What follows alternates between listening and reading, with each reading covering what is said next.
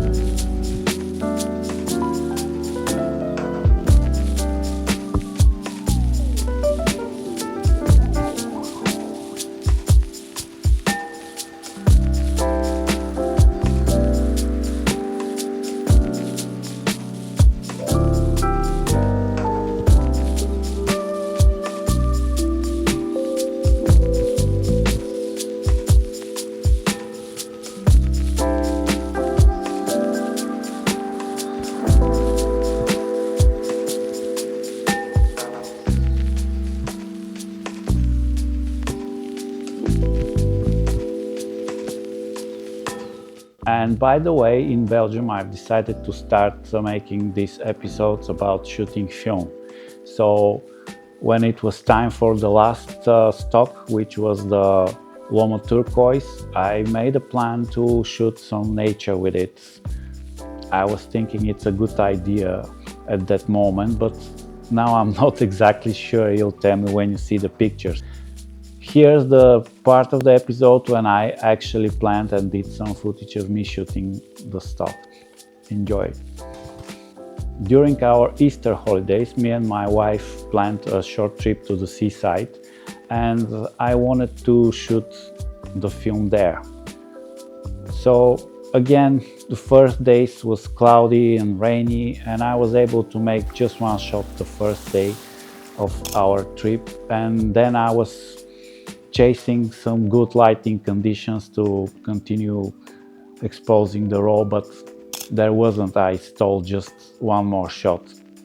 And finally there was a good forecast, and I planned to wake up early, go to the shore and make some sunrise pictures from the cliffs.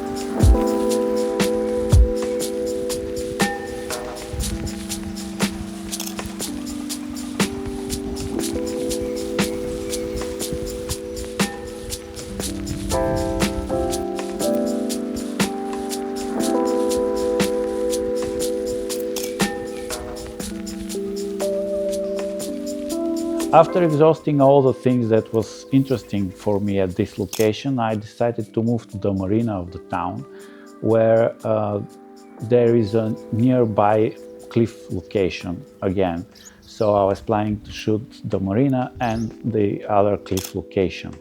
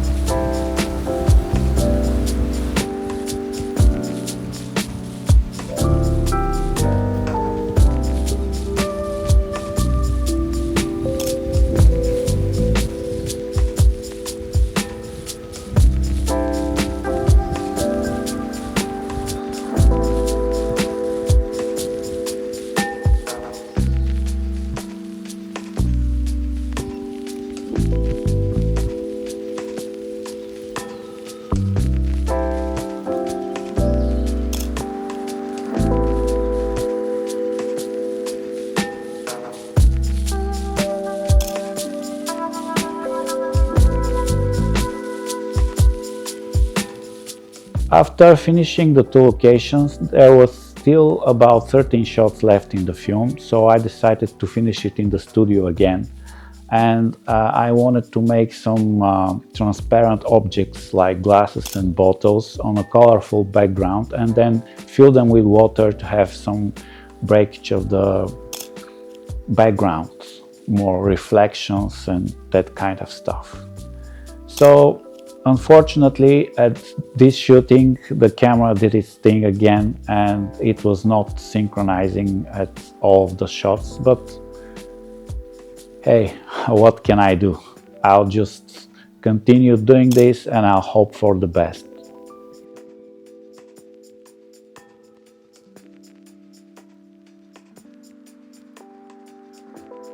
So in general, I'm very happy with the camera. I'll continue shooting with it and I'll see what I'll be capable of pulling out.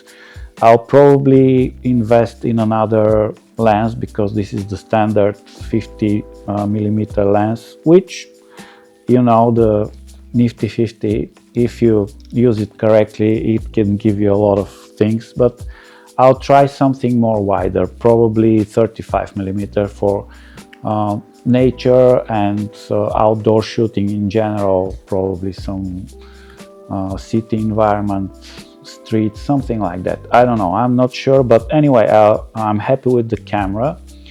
And for the Lomo films, what can I say? I didn't have any expectations. I'm in general happy with the stock, but probably I'll have to plan better my shots in the future, and I'll have to choose more carefully the subjects of my pictures so that the effects of the film will complement the subject and will not distract from it. But this was my mistake. But hey, again, I was not planning to do any special and meaningful shots with this film. I bought them just for fun and to test the camera, but the things unfolded to here, and now I'm going to do these episodes, loading Gelatin. If you like what you're seeing, support the channel, subscribe, comment, and I hope to see you around.